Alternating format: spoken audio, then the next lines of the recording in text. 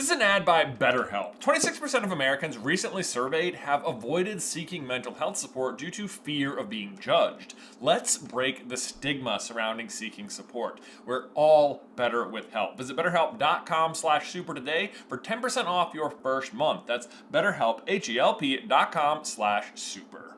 Hey brother! Harry Potter, the chosen one, the subject of the prophecy, marked as an equal by Voldemort himself. And yes, the prophecy could have been about Neville. Both boys were born as the 7th month died to parents who had thrice defied the Dark Lord. With the extreme irony being that out of the two possible choices, Voldemort selects the half-blood Harry versus the pure-blooded option, Neville. But what if Harry wasn't the chosen one first? What if someone came before him and died trying to defeat Voldemort? We have been doing some sleuthing over here and discovered a character who shares an alarming amount of similarities to Harry and who died fighting Voldemort. R.A.B. Regulus Arcturus Black. The first chosen one. The boy who didn't live.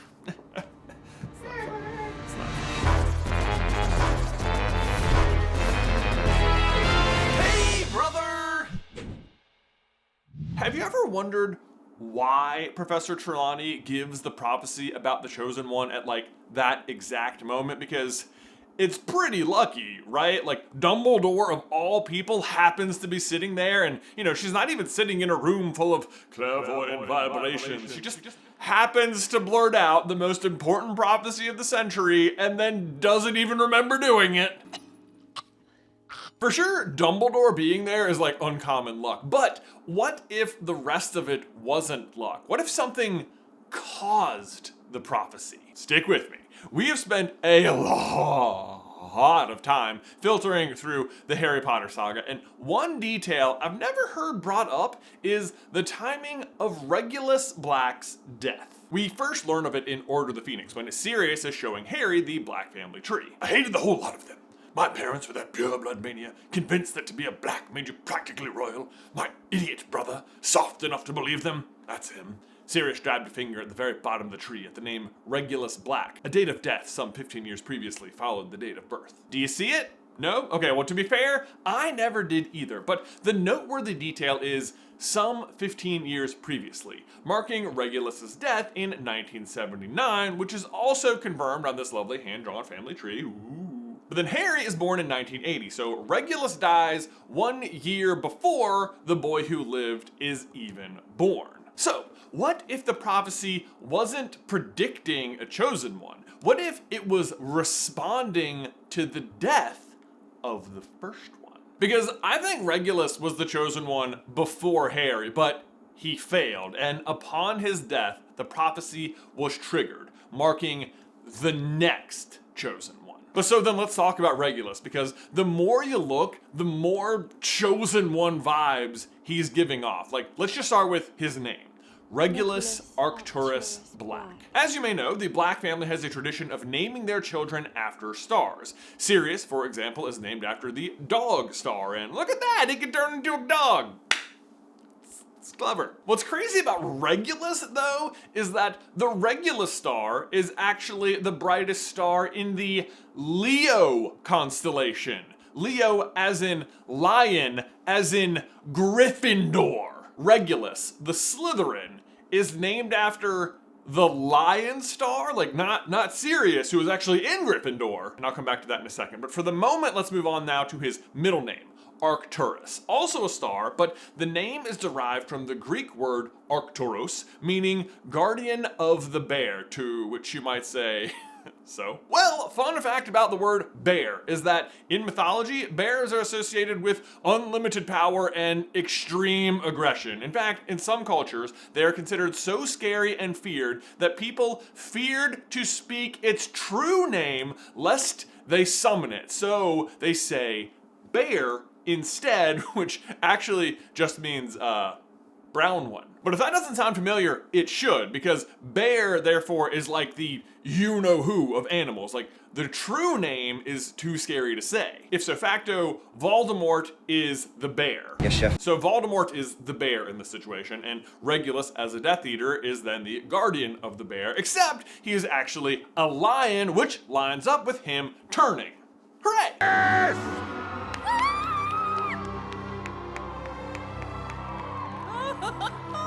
And him turning is extremely notable because literally no other Death Eaters do this ever, except Snape, but I mean, let's be fair. He does that for what he would call love, but I think what the rest of us would call toxic obsessive disorder, or TOD for short. And before you say Karkaroff doesn't turn. He names and then flees, and then dies.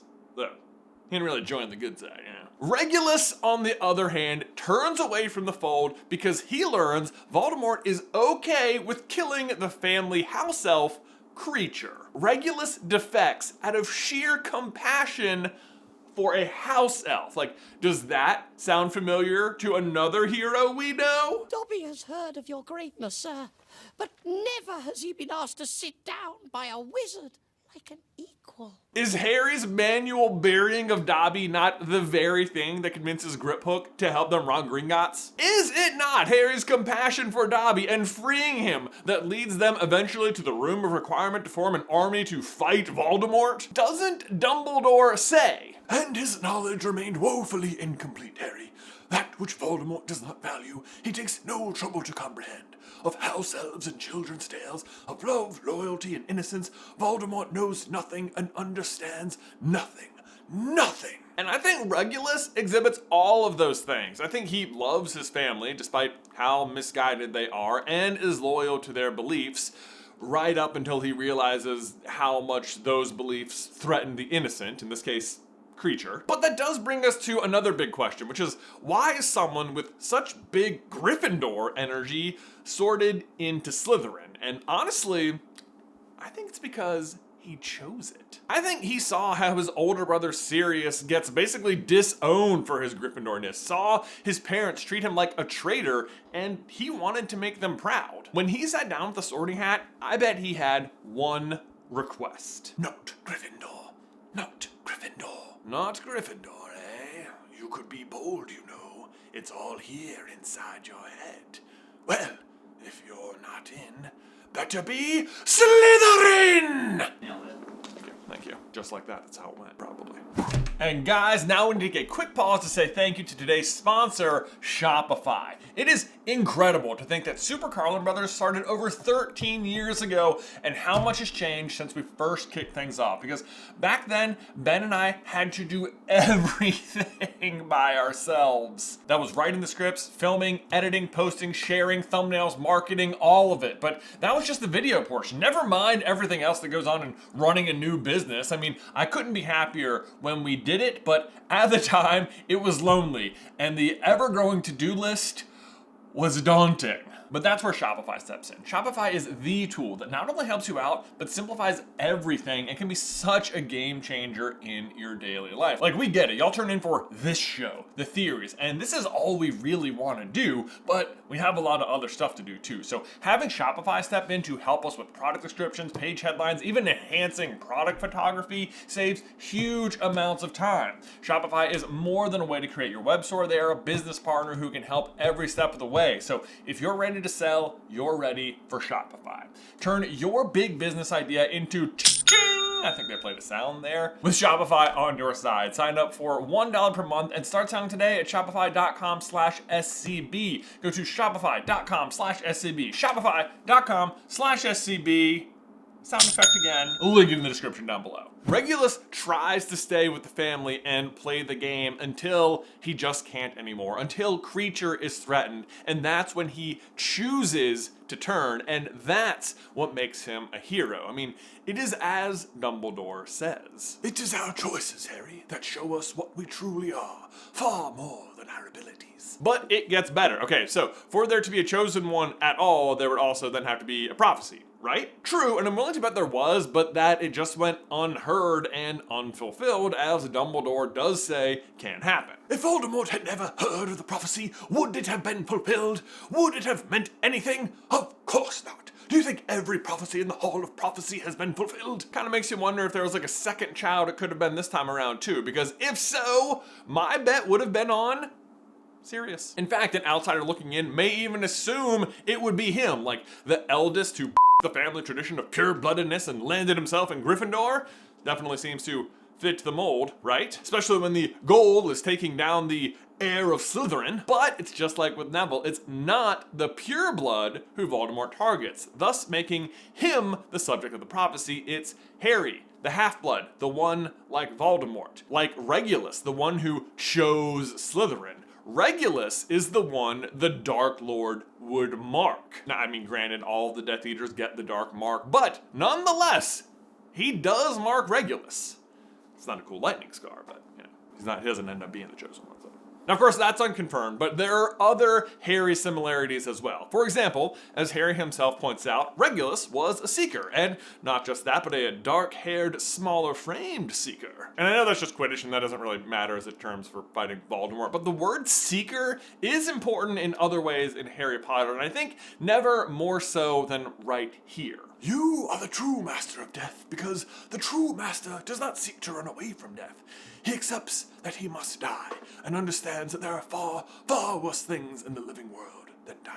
A lot of Dumbledore quotes in this one. But, to unpack the little double negative there, if you do not seek to run away from death, then you just, seek death. And Regulus checks that box too. After he learns about Voldemort's Horcruxes from Kreacher and sets out to destroy it, he fully intends to die. The note he leaves behind literally says, "To the Dark Lord, I know I will be dead long before you read this, but I want you to know that it was I who discovered your secret.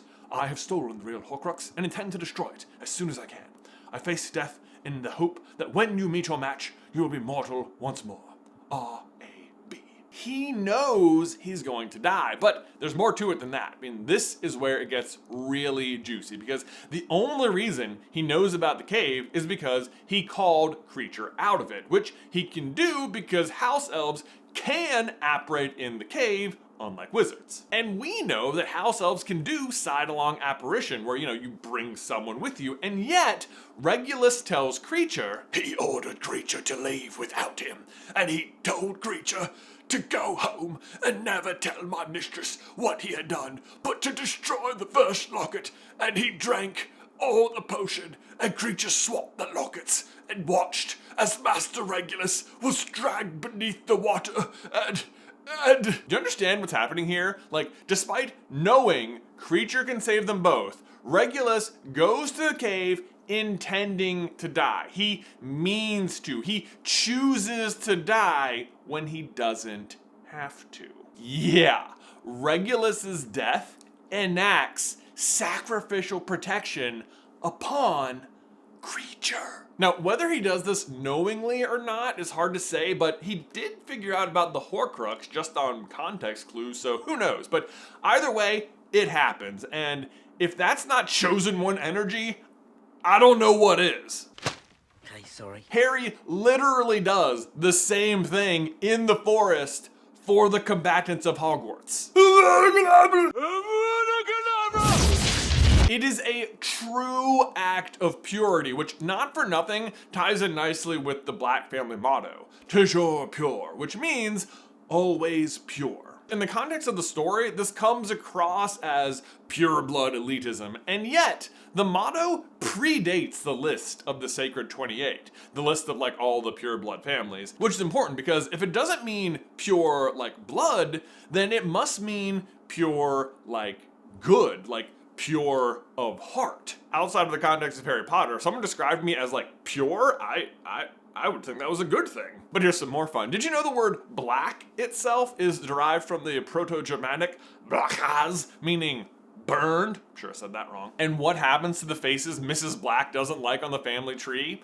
They get burned. But the way it works out is that she ends up burning all the people who were actually good people. But ironically, those end up being the pure ones whose burn now reflects the original pure meaning of the word Black. Point is, Regulus's death casts sacrificial protection on Creature. Of course, never comes into play because Voldemort never tries to kill Creature directly, but if he had, that would have been quite the shock. But so let's get back to the prophecy itself. If Regulus really was the first chosen one, could his death have triggered the next one? Well, we know the prophecy can't have been made after July 1980 because it predicts someone being born as the 7th month dies. And it can't be before September 1st when school starts because then Trelawney just would have been hired for the 1979 school year. Which we know she wasn't because in Order of the Phoenix, she says she's been at Hogwarts for almost 16 years, meaning this is her 15th year in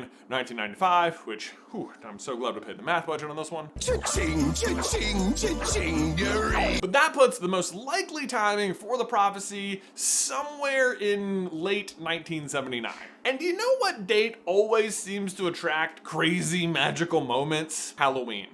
October 31st. I mean, it's practically cursed. Something crazy happens every year. I mean, it's the day Harry is attacked as a baby. It's the troll in the dungeon, the writing on the wall. It's the night Sirius breaks in. It's the night Harry's name comes out of the Goblet of Fire. Like, you get the picture? Harry, you put your name in the Goblet of Fire. So, imagine this. Far away in a dark cave, Regulus and Creature voyage to the island. Meanwhile, back in Hogsmeade, Dumbledore takes an interview with the Hogshead with a new potential instructor, Sybil Trelawney.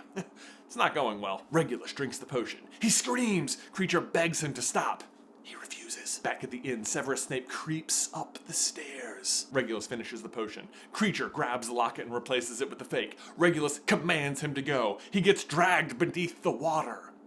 He dies. Dumbledore stands to leave when at that moment, the one with the power to vanquish the Dark Lord approaches. Born to those who have thrice defied him.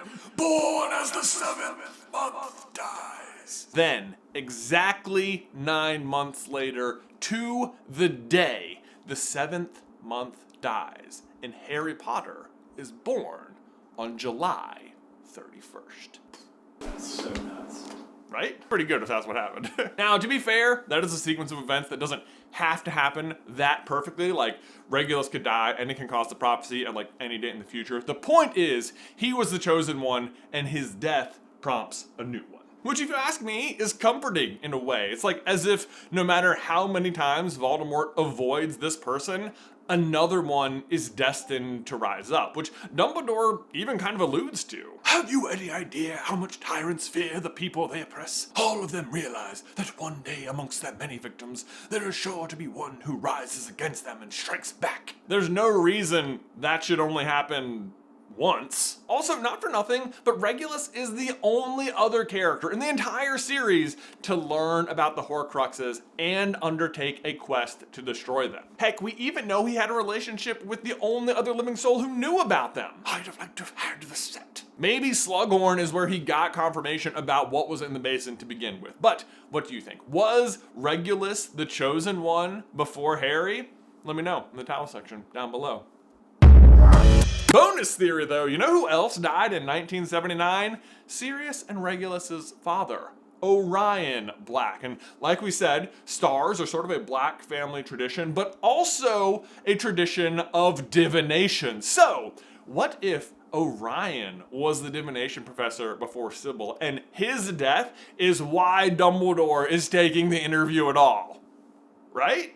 Right? That'd be wild. That's really all tied together. Phineas Nigellus Black was the headmaster. They have a history teaching at the school.